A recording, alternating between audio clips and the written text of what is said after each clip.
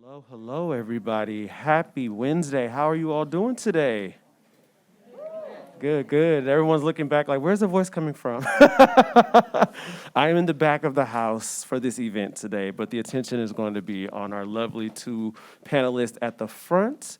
I am Aaron Darrell Gregory. I am the Community Engagement Specialist, and I will be introducing our very own panelists for the Voices Amplified, Amplifying Black Women in the Sciences. Can we give it up for our panelists?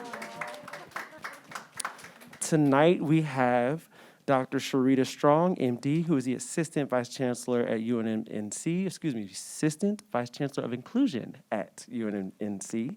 And then we also have Dr. Rae Wynn-Grant, who is a ecologist from the National Geographic.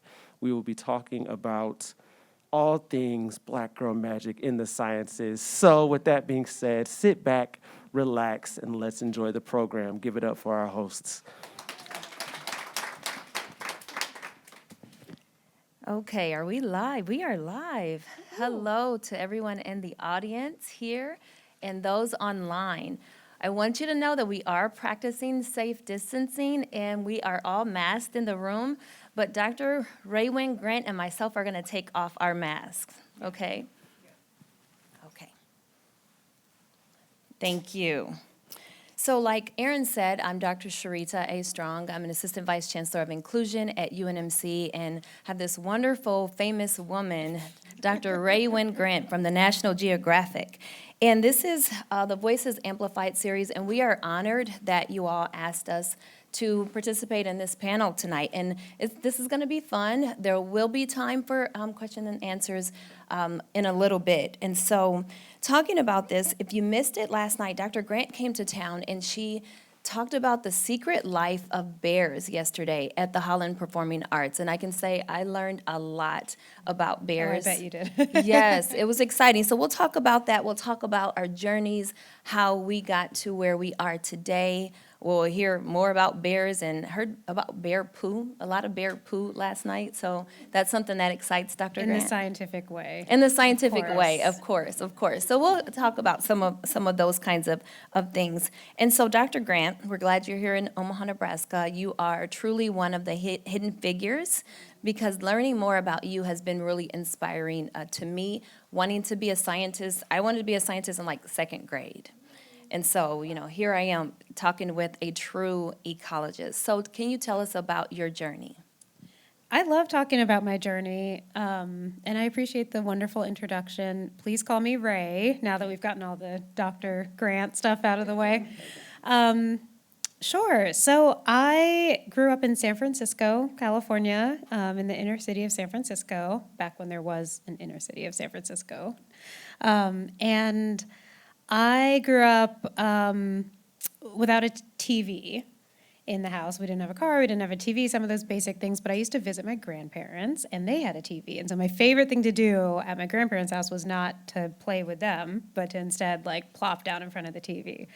And they were very, very religious, super Christian family, and so we weren't allowed to watch many things. So it was like educational programming, and for some reason, the stars aligned, and it was always nature shows. So whatever was on, PBS or, all those channels, it was nature shows and documentaries.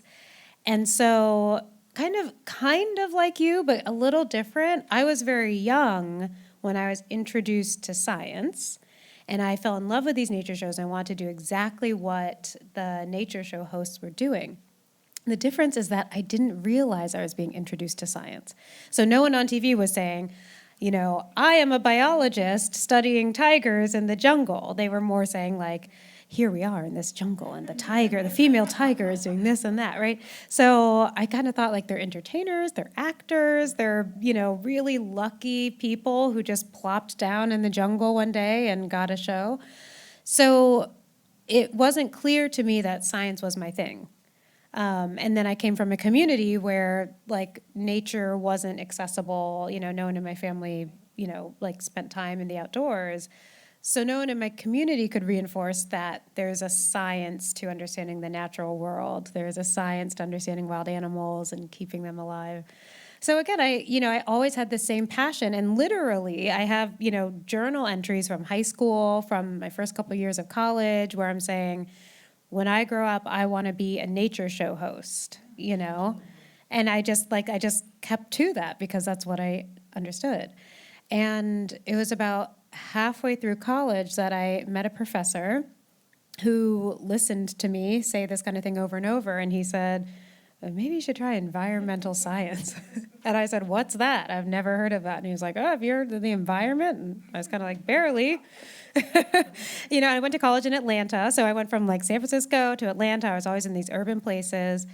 And he said, give it a try. And I immediately switched, my major to environmental science. And let me tell you, Sheritta, I hated it. I mean, it was miserable. And I had this crisis. College students have a lot of crises, so take it with a grain of salt. But at the time, I felt I was having this crisis because I was like, well, if I don't love this, then, maybe I was wrong about, wanting to be a nature show host and all of that.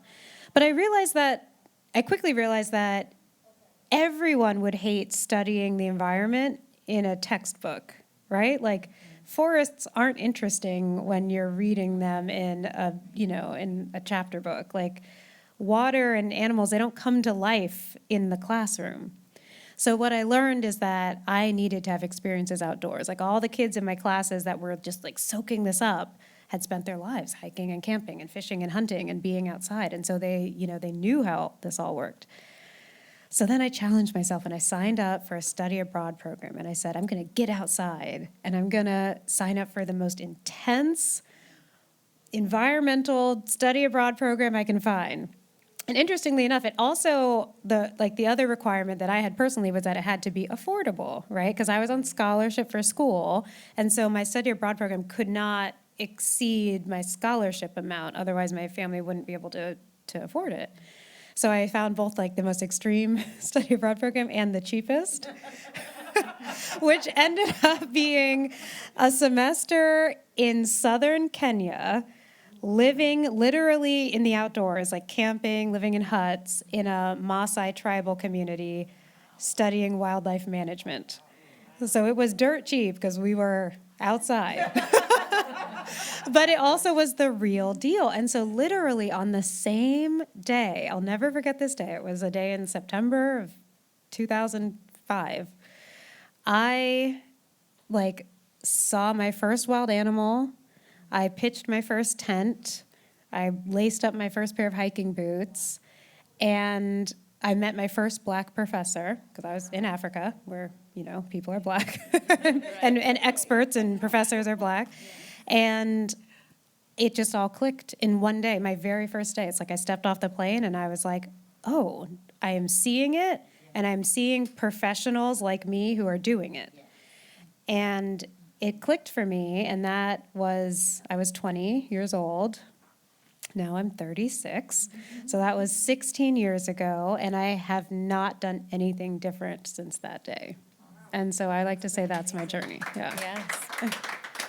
That's pretty amazing, because in saying that you didn't like environmental sciences and you had to really immerse yourself in that environment in order to really find your true passion and your love. And how often are we exposed to different things and we're like, well, no, that's too hard. No, I'm not going to do that. Can you tell us about that leap? Yeah, it was, God, there was so much that was tied up in that, right? Because there's also, one of the reasons we're here today is to include race in this conversation. So there was a racial dynamic there too, where I was, at a predominantly white school, and I was in a all-white major, right? So I was and I wasn't just the only black student that was in environmental science. I was the only black student they had ever had. So and my school had a black population. Like, it was a predominantly white school, but it actually had more black students than most schools like it. But black students were not choosing environmental science. Right. And so I felt isolated because of my identity, but also I felt like an idiot because I didn't understand what we were being taught, because everyone had these hands-on experiences. They had these lived experiences that they could relate to. And I remember being like, man, at what point does self-confidence enter the room? That plays such a big role in achievement, is just believing in yourself and feeling proud of yourself and, like you understand things. So I will say that, that I didn't necessarily experience racism, but my race played a big role in my discomfort. And that was really tricky, and it was alleviated by going to a place where the leadership was also Black. It wasn't Black women, but it was Black folks, in leadership and walking the talk. And that made a big difference. And I will say that upon returning to school, I didn't necessarily start loving environmental science in the classroom all of a sudden, but I had the confidence and the experience, and I had an appreciation. And I have to say, before we sat down together, you mentioned that growing up you didn't like to read, and for a living you do a lot of reading. And I feel like that kind of speaks to the same thing, where you don't always have to love every single part of the thing that makes you happy, ultimately. And that's a really good point. So that's me being completely vulnerable. I did not like to read. So how I got to this point, I don't know, but like right now, I get to read the things that I enjoy. I get to choose what I'm reading, so that makes a huge difference. But to get to this point, reading is still fundamental. Reading is still important, and that is, I think, one of the takeaways, that sometimes in order to gain knowledge, we do have to open up a book, and we do have to gain knowledge in traditional and non-traditional ways in order to find our true passion. And we talk about ecology, just some of the classes that I had to take. But going back earlier, I remember I was the only female student in my engineering class at Omaha North in ninth grade. Only female student. Wow. Only female student. Wow. And I had the highest grade in the class for it, like the first at the beginning. It was like, it only lasted a couple of weeks, but I totally did not feel like I belonged. And I think maybe I would have considered a field in engineering had I felt like I belonged, had I had someone that could nurture some of those moments. My professor was Dr. Coop. He was, older white man, and I think kind of made me feel like I didn't belong as well. Not just the whole environment, but sometimes we also do that to ourselves, kind of like what you were saying. And so doing what we can to demonstrate to young women, to young girls, young Black girls, that we're doing it and you can do it, but we have to try to be as visible as we can. And I think that's something we have to just continue to drive that point home. Yeah, absolutely. And sometimes I remember I felt that not only did the people in my classes have experience in the outdoors, so they understood it, but also it just seemed like they had this, like, the academic knowledge too. And I was like, what, do you sit around the dinner table with your parents talking about ecology? Like, did I miss something here? And I have, quite educated parents, so we grew up low income, but my parents had both gone to college. And so we had, active, interesting discussions. And yet I knew nothing about the science they were talking about. And I always kind of questioned, like, what extra exposure did these folks have?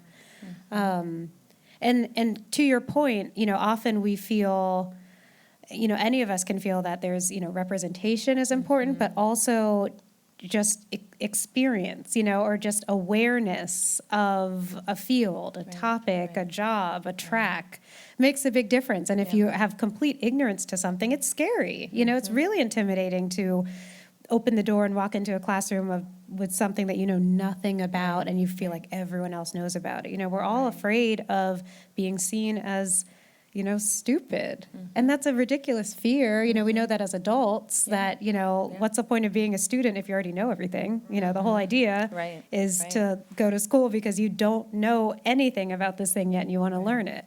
And yet there's that kind of like intimidation wall that's hard to break through, especially, for women of color, for Black women in particular. For sure. So you mentioned representation. Representation does matter. Tell us more about that in your experience. Gosh, sometimes I struggle to properly articulate, I guess, my philosophy with this, because there is this idea that, if you can't see it, you can't be it.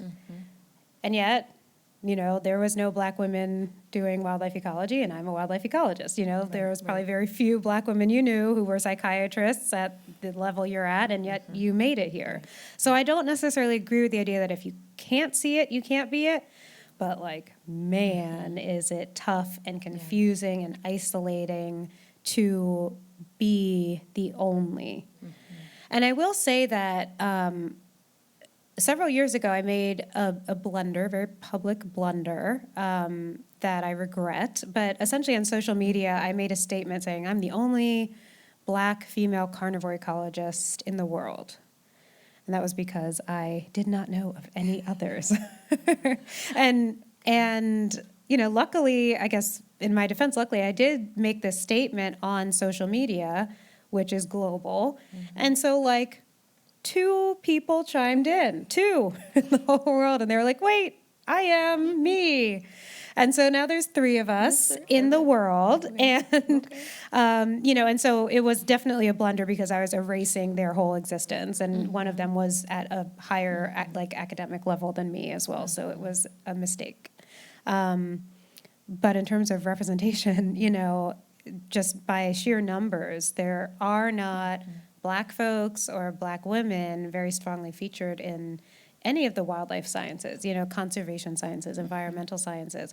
And I argue that it's not because, excuse me, it's not because Black folks or Black women aren't interested in the environment or wild animals. It's not Black people are watching nature shows and they're like, I don't care about this at all. Right. I think we are as fascinated as anyone else is. But there's a lot of barriers to participation in this field. And that, to me, just makes alarm bells go off, that if this is, I have a lot of fun doing my job. I have to admit, it can be stressful, but it's mostly awesome. And so to have a job that is awesome, that's fun, that is purposeful in terms of, creating harmony and balance on this planet, saving species from extinction, and yet we have a kind of homogenous group of people doing it, that suggests that socially there is a problem there and a block there. And, the 3 of us that have banded together can't solve it alone. And so there really is this complexity where, representation is one step, but what are those social barriers? It's racism, but, how do we get past those in order to make this field available for everybody? Because again, if I just use the environmental movement, environmental sciences generally, it benefits everybody when we solve these problems.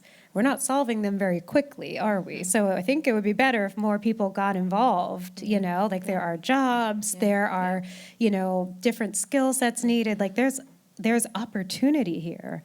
And yet, we're not seeing folks show up, and it's because of societal problems. Yeah. So much about what you just said. I mean, there's so many questions that I could ask. I have prepared questions, everyone, but we're just kind of going with what you're saying. But I think carnivore ecologist, I mean, does anybody in the audience know what a carnivore ecologist does? Oh, one person. Can you tell us exactly what you do? Yeah. And this is my fault because in so many of my presentations these days, there's all this media, there's photos and videos, so it's very visual. Yeah. Carnivore ecologists do lots of different things, but I study large carnivores, which are meat-eating mammals. And ecology is the study of organisms and how they interact with their environment. So it's different. It is different from them. It's a subset of biology, but it's different.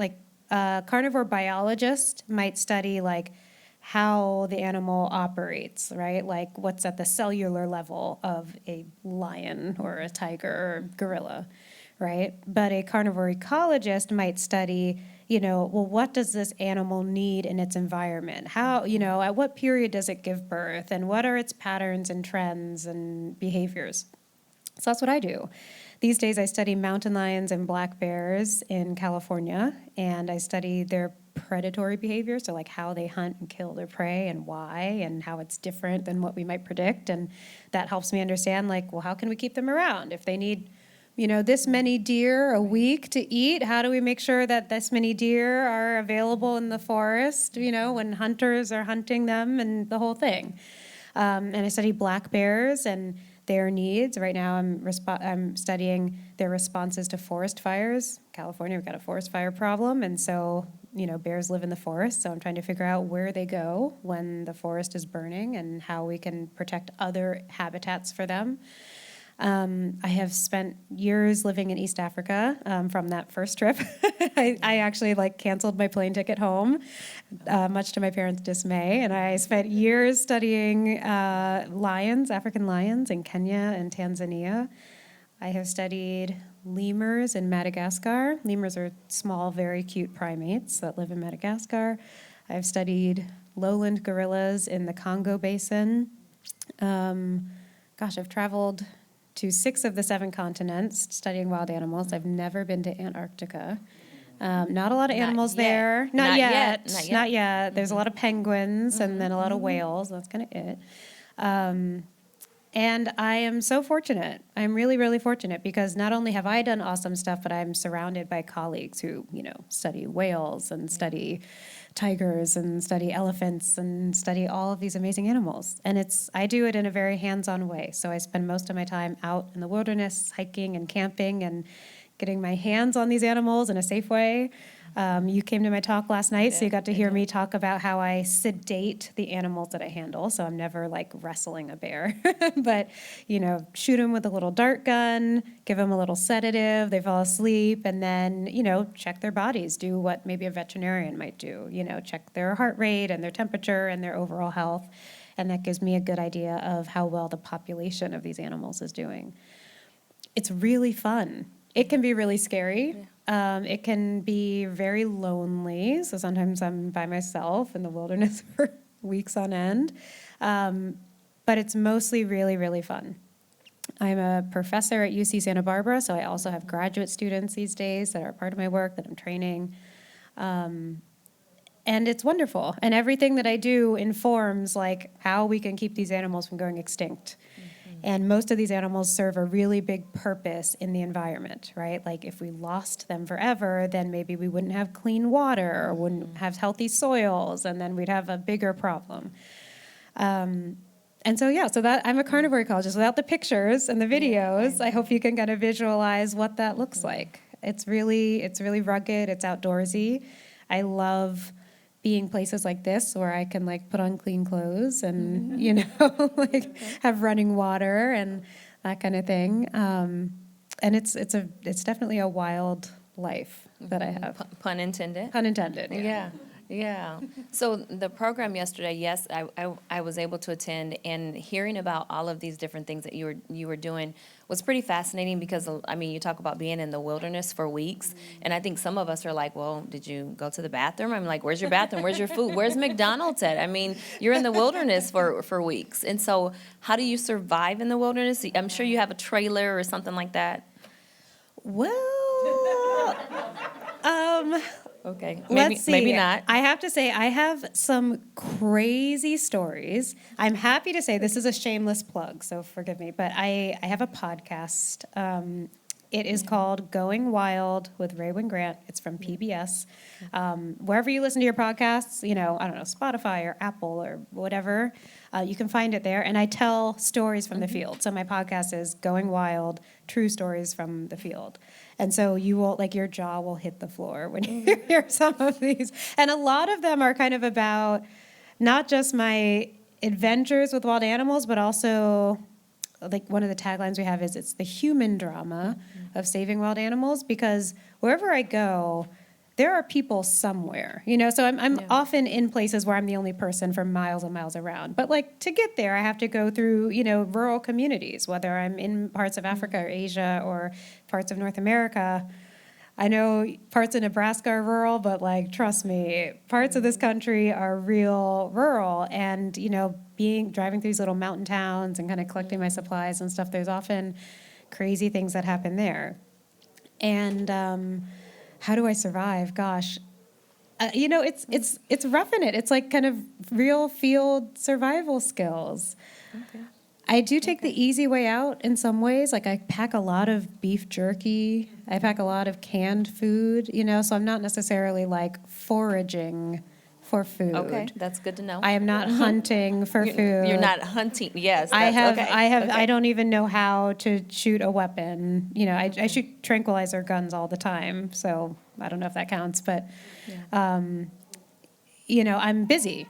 It's interesting. A lot of people might think that it's like a very simple life. It's real busy. It's Yeah. data collection, right? So like whatever that looks like to whatever different scientists, that's my version of data collection. So I don't really have time to, forage for my dinner. I do have to access water from like rivers and streams and ponds and stuff. So I have all these fancy water filtration devices. But I pack in my food. If I'm lucky, I'm camping in a place where there's some kind of dirt road or off-roading where I can drive in. But often I'm like backpacking. And sometimes I have a team. Sometimes I have at least a partner. And sometimes I don't. Sometimes it's just me. Yeah. But I've always been safe. I think something Yeah. you mentioned before is that, the question I get from a lot of folks is like, well, you deal with big, ferocious wild animals, isn't that dangerous? And it is, there's a lot of training that comes into this, but it's the little things that are way more dangerous. You would appreciate this as a doctor, like mosquitoes are really dangerous, right? They carry deadly diseases. So I am actually way more afraid of microscopic organisms than I am of a lion or a bear, and I'm way more afraid of like a scorpion or a snake than I am of, a gorilla attacking me. Yeah, so it's kind of, and then, overall, I'm way more afraid of people that I encounter than I am of anything else. Yeah, I'm thankful to say I have never been threatened by a person or felt in danger by a person. But I do have some like very traumatic stories of attitudes and tolerance and kind of community cultures that have been quite intimidating and racist. And scary. And every time I've been in one of those communities, I've luckily not been alone. I've been with like teams and groups. And, because of what we said about representation, you can imagine that the people I work with are like white men.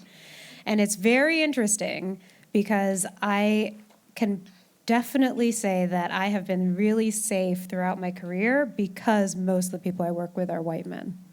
And I am protected by them just because of how they look and their identity. Yeah.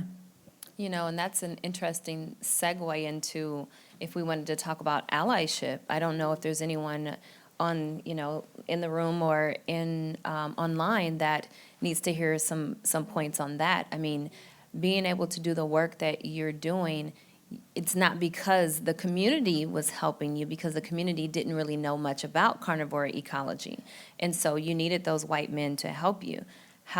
Tell me about how that was. Gosh, well, one story comes to mind, and it's a difficult story that I haven't all the way worked through, but I had this really interesting opportunity to do a den check. So, bears hibernate in the winter, and mama bears give birth during hibernation, and it's this fascinating process. So for scientists like me, we love to actually get in there and see it happening, and it doesn't happen very often.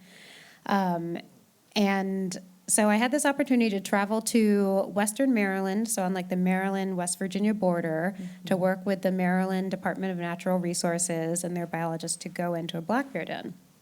And it was awesome. I was really excited. I drove out there by myself to meet with all the folks who are based there. And, I'm driving for many hours, and eventually I'm driving through a town, and eventually it becomes a small town, and I'm looking at my GPS, and I can see that this small town sits at the edge of this forest, a state forest, where we're going to be doing the work, where I'm meeting the team. And I'm rounding a corner, and the properties start becoming very, very big and very beautiful homes. And I'm rounding the corner, and there's this one corner property with a huge front yard that just wraps around, and then this big tree in the center. And then hanging from the tree is a noose with a lynched black man in it. Wow. And I panic, of course, and do a double take, and I realize that it's not an actual human being, but it is an effigy. Like someone like created a model life-size black man and hung him from a noose in the tree. And it was maybe like a, 90-second drive from the edge of the forest where I was meeting up with these biologists. And, and I had been driving for a while, and there were tons of Confederate flags, and there's a lot of hate symbolism, but like this one is like a threat of violence and death to Black folks. Right. This is also like a state where there's tons of Black people, right? So I arrive very shaken up at this place, and I am meeting all these people for the first time to work with, and they're all, like pretty pleasant white guys. And I explained to them what I just saw because I need a moment. And they're very apologetic, and they're like, oh my gosh, well, we're so sorry. Like, yeah, we've seen that. Yeah, that's been there for a while, like, yeah, Wow. some people have made a complaint. And then we go on with our day, and we go into the bear den and we do this work. And so, when it comes to your question about allyship, they didn't do anything except offer an apology. They live there, right? They live there, they work there, they pay taxes there, they're community members there. I don't know, they could live next door. That could be their house. I don't know.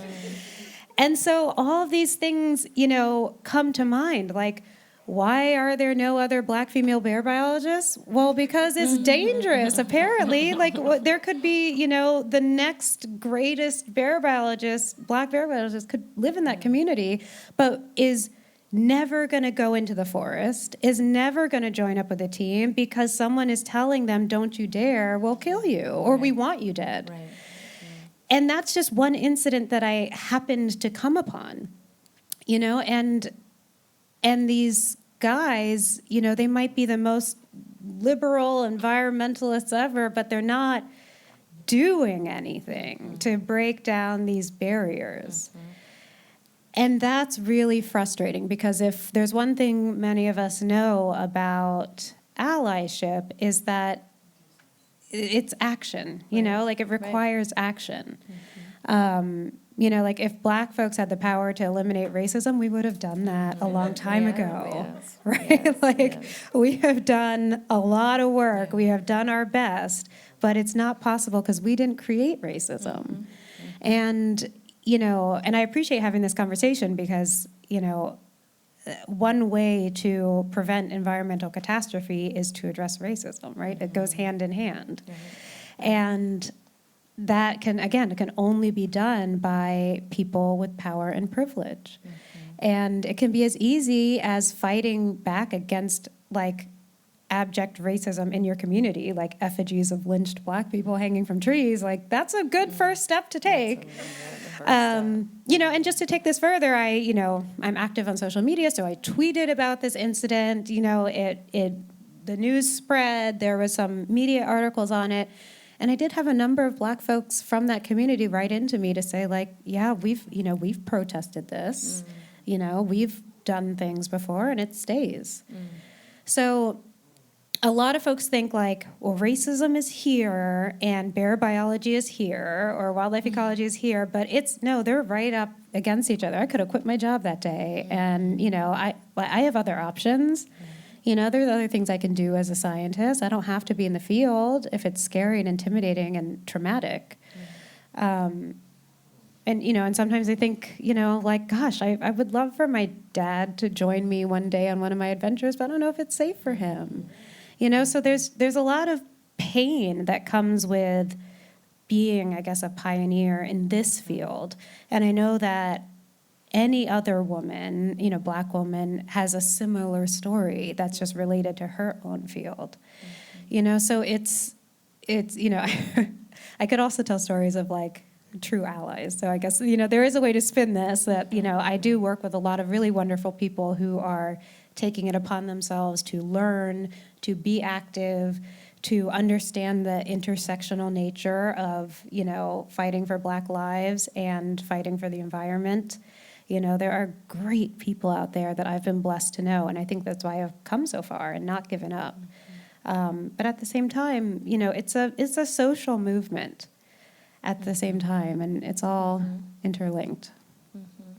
So I think what you were talking about a little bit is sponsorship and mentorship. You want to talk a little bit about your experiences with those?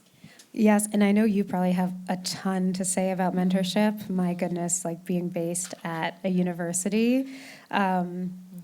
Because, what seems to be the standard is that Black professionals usually have to do a disproportionate amount of mentoring, right? And I shouldn't say have to do, like usually choose to do. But it's real hard to say no. It's really hard to say no because it is important service to our communities. But when there aren't enough of us, there's this, it's hard to say burden, but like kind of burden of mentoring others and reaching down and lifting up. So because there aren't, many Black women like me in my field, I was mentored by people who are very much unlike me. And I'm very fortunate. I've had some awesome, mostly white folks be tremendous mentors for me. Tremendous. And I owe a lot of my career accomplishments to them. And I've also been mentored by Black women who are just in a totally different career field. I have to give a lot of props to my auntie. I have one aunt in the whole wide world, and she's the best. And growing up, she was the professional Black woman in my life, So she was the person who, went to work at an office and, consistently and had this super ambitious career path. And, also she's younger than my parents. So how we kind of will sometimes erase our parents from the picture when it comes to, mentorship or leadership. So she was kind of that person for me in a lot of ways. And she definitely is not a scientist and doesn't go outside, but she was that person. And, and still is. Right now she's, in her 60s. And what stands out to me is we had a conversation last year about money. And, at least in my family, it's uncomfortable to talk about money. And this was the first time my aunt and I ever talked about money, but I was freelancing. I had my first freelance gig, and I was offered an amount of money that I was like, whoa, environmental science doesn't really pay a lot. So I was kind of like, whoa, this is something. And I got to discuss with her, whether it was worth my time and my value. And that type of mentorship is really worthwhile as well. It's not always the people who are directly in our field that can be the most impactful mentors to us. It can sometimes be the people who give us the strength to say no or turn something down, no matter who they are. And I'm sure you mentor probably countless amounts of students. Countless, I actually lose track of them. Yeah. I can only imagine. And it is really hard to say no. I actually just said no to a student just a couple of weeks ago, just not having the bandwidth. But I said no, but made sure that she had contacts with other folks. So there's a group of lady doctors in town. We call ourselves the Omaha Mocha Docs. So I have to put that Shout out to Omaha Mocha Docs. Omaha Mocha Docs, yes. And so we support ourselves in a variety of different ways. It's not just MDs. There's PhDs. There's a doctor of physical therapy. Public health in the group, and so researchers, and so if I couldn't mentor, then I tried to make sure that they can connect with somebody else in the group. And like you said, it doesn't always have to be from the same field. If there's somebody from a different field, but still a professional that can help, because sometimes our young Black women just need someone, maybe their first generation, they need somebody who has gone to college or gone to professional school. Absolutely. Yep. Just to have some of those, like you said, just some of those tough conversations that they can't have with their parents or maybe their auntie or someone else. And sometimes just that safe space, maybe they don't feel comfortable talking with their parents or, their aunt about these kinds of things. And so talking with somebody in the community that can support them in that aspect as well. Yeah, absolutely. I really remember, you're helping me remember a time when I was in graduate school, and I was in this department, ecology and evolutionary biology department. That's where I got my PhD. And, I was, again, not the only Black student they had ever had, but the only Black student at the time. So I think there had been one or two others before me. And and that I was like, at this point I was in graduate school, and it was like my second time in graduate school. So I was fully an adult, and I was like, nope, I'm not interested in this only one business. And so I marched my little behind down to the African American Studies department, and I knocked on the door, and there was the administrative assistant there, and I said, when are the meetings? When are the, student meetings? When are the community gatherings? And she put me on the little listserv for the department, and I said, I just need to be here in this space. And that was a different type of mentorship. That was like a peer mentorship, so I really sought out other Black graduate students, and was able to say, I don't care what you do or what you study or what your professional interests are, but can we just have community together? Because I just want to feel a part of this organization, and that's the power of identity group organizations. Whether it's a Greek organization or a special interest group or a Black Student Alliance or whatever it is, and then outside of racial identity, there's so many other identity groups that need each other and need that community. And, supporting those groups is a different way that mentorship shows up and has been important for me. For sure. Greek letter organizations, definitely Alpha Kappa Alpha, has been, for 25 years, I would say, a staple in my life, providing the support that I didn't get anywhere else. And so also those Black women that you could look up to, recognizing that after I joined the sorority that there was Black women that were in the sorority that I didn't know, but even other Greek letter organization and other organizations in town, the Links Incorporated, where there's women that you can look up to that are doing it, that just represent where you want to go and what you want to be. And being able to reach out. Maybe it's not a formal even mentorship type of relationship, but sometimes you just want to ask some questions and say, can we just have a conversation? Because we also know that when I lose track of some of my mentees, sometimes mentorship isn't supposed to be long term. There's some that stay, and there's some that, and Aaron is like, okay, okay. He was agreeing in the background. I thought he was like telling us, okay, yes, and so that's something else to be mindful of. Yeah. So how many? Because you're as an carnivore ecologist, there's just the three of you. So have you been able to, you're probably in all different parts of the world. Have you been able to establish that community of three? Because of the internet, kind of. But we're spread pretty thin, in terms of like workload. Yeah. I will say in this profession, there is the double whammy of wanting to do more for the Black community and, and show up for mentorship, but also like the environment's in trouble. So regardless of a racial identity, it's kind of like everyone in this field is working extra hard to like save this planet from, catastrophe. So there's always so much going on. So it's really hard to make time to be together. But, the pandemic made the virtual connections a lot stronger.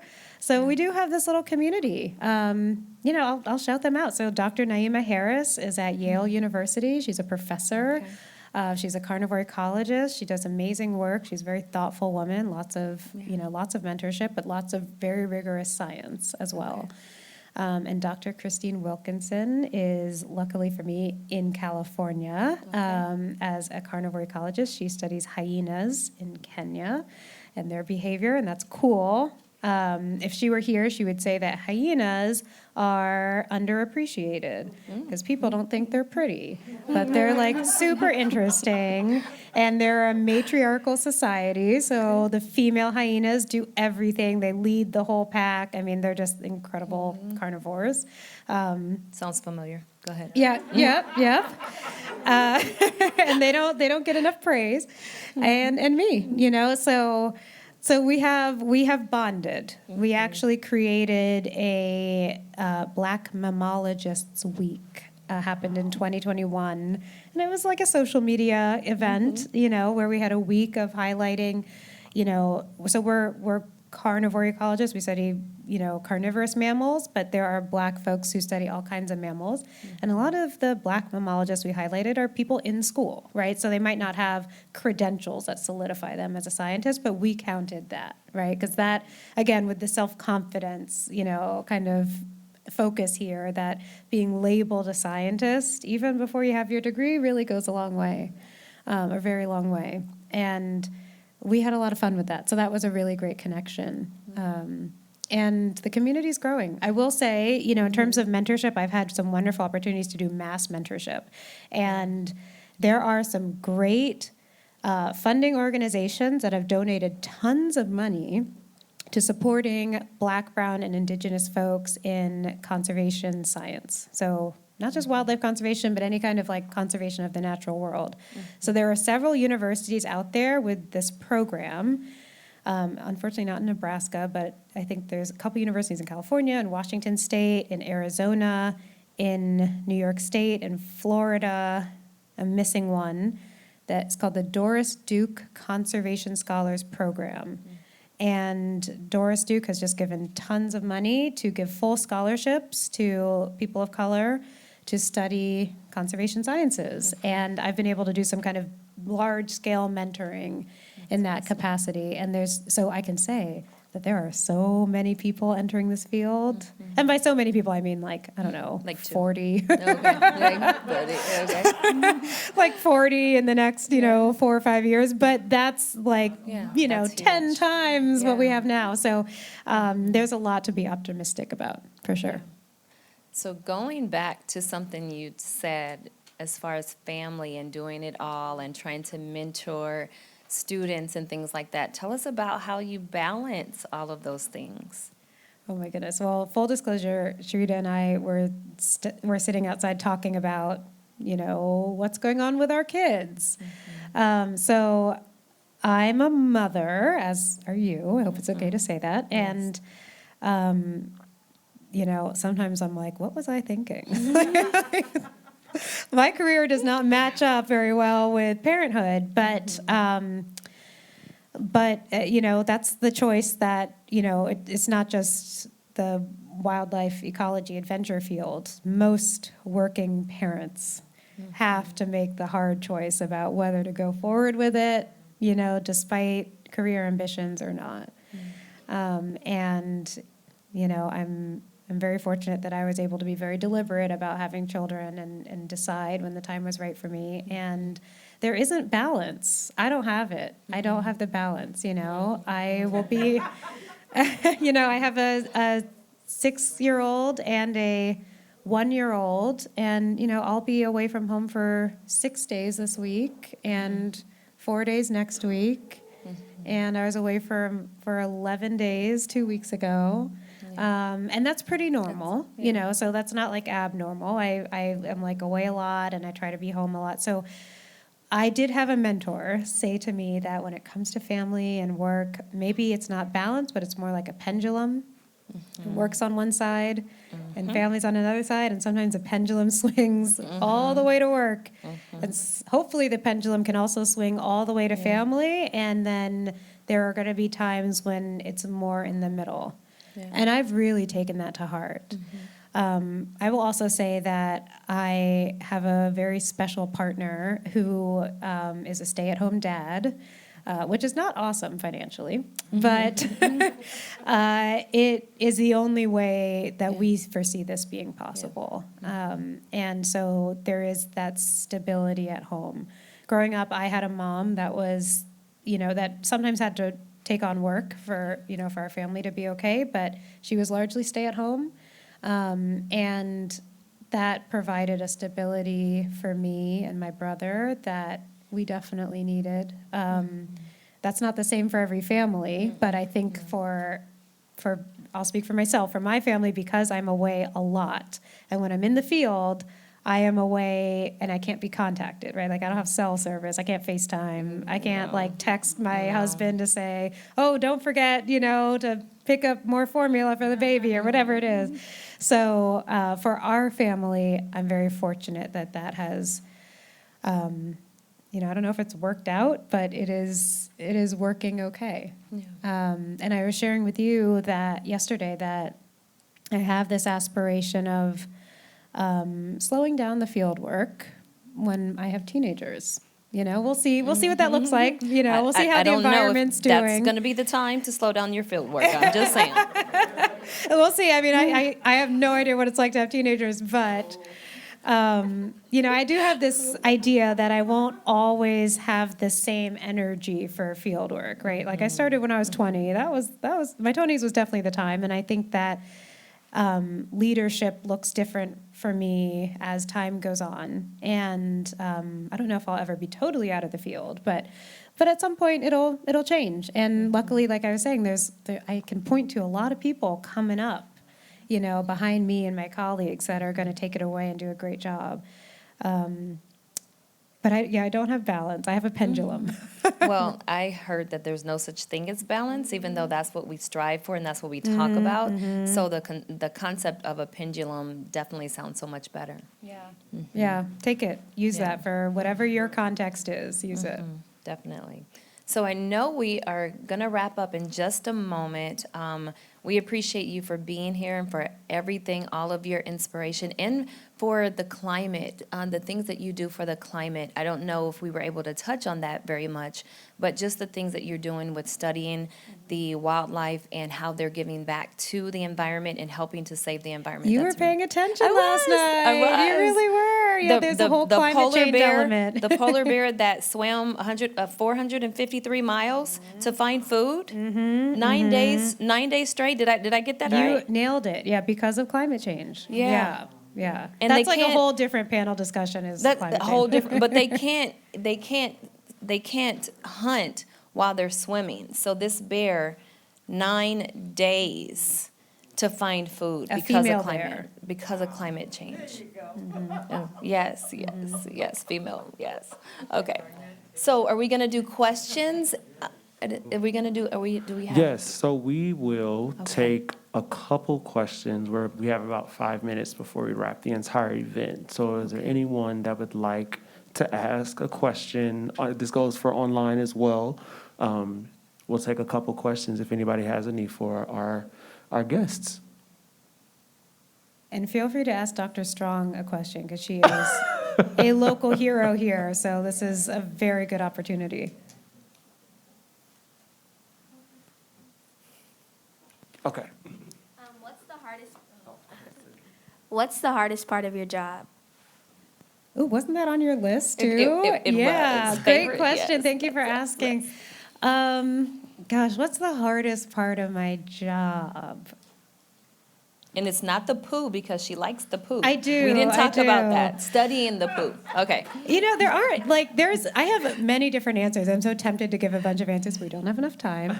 One, I'll be very, very real. I will expose something about me. Is that I grew up really urban, and so I'm not necessarily an outdoorsy person, right? Like I go hiking and camping for work, and I love it. I love it, love it, love it. But if I were to choose what to do in my free time, it would be to go to the mall, to get my nails done, to watch a movie in a movie theater. Like that's really how I like to spend my time. And so I would say one hard thing about my job is that often my downtime is still in the wilderness. And I'm like, man, I want to be watching Netflix. I want to be, it's not like a high maintenance thing, but just my roots are still here, right?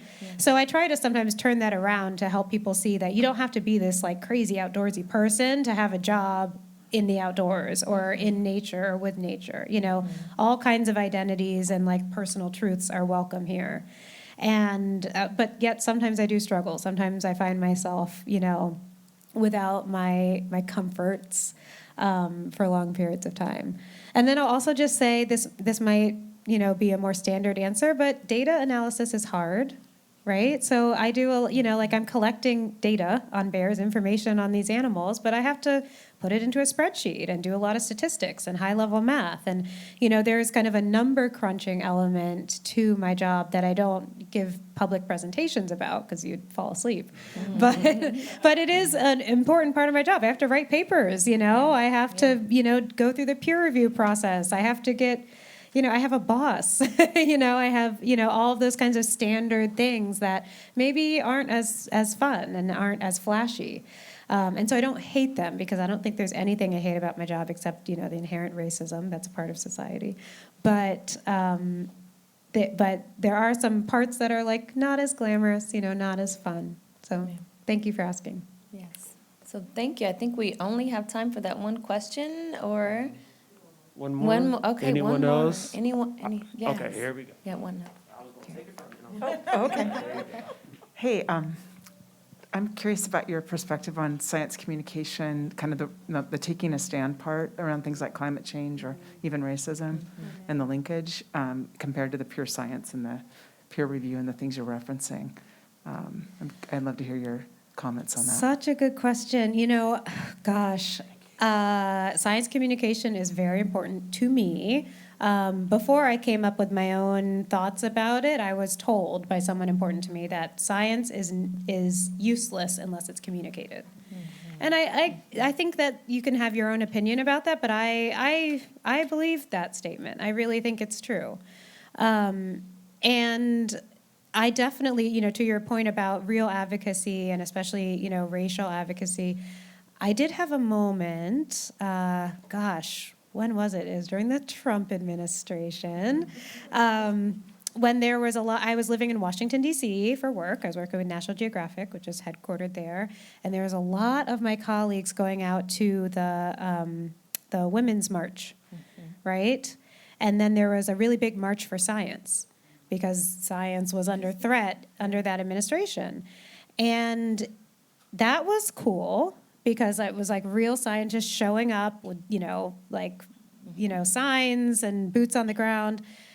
And yet, those same colleagues would not go to the March for Black Lives, right? So it was like there were 3 marches going on, science, women, and Black lives. And 2 of the 3 was where my colleagues would show up. And so that, that's troubling. And that is bias and racism at work, so even the people who have the best hearts, who have the most liberal, open-minded, science yet advocacy hearts, often need to take a step further, because what I would articulate in the workplace was, Black people are also scientists, so whoever the police are shooting could be scientists. So if if you're always thinking in the scientific context, you have to also think that people are scientists, right? And so at a minimum, protecting people protects science. So, so I do that in my communication, but I do think that scientists, because we're not typically trained to communicate, we fall flat. And I do give a big excuse to scientists everywhere, because we are trained to be data nerds and not communicators. And it takes a big separate effort, to learn good communication. But there are ways to play a role. Writing goes a long way. Maybe you're not a speaker, but you can write, or you can, petition, or you can, feed your friend information who is a really good communicator. There's something that everyone can do. And I would like to see scientists embrace that much more. Thank you. Okay. Yeah, you're welcome. Okay. Awesome. Well, thank you all so much. Please give it up for our host, our guest.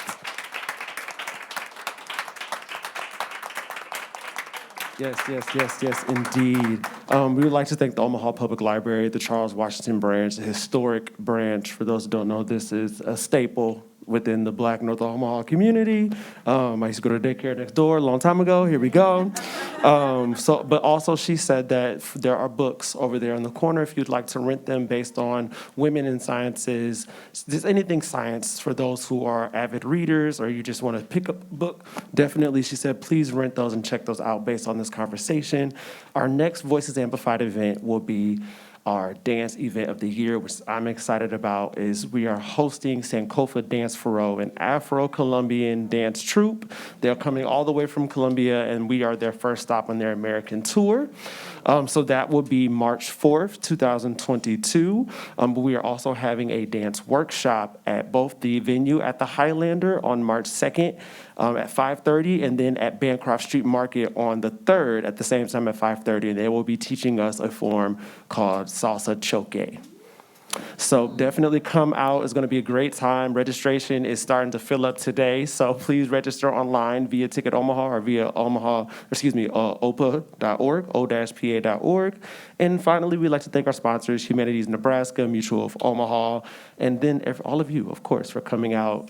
See you at the next event. Please stay safe, take care, and have a good night.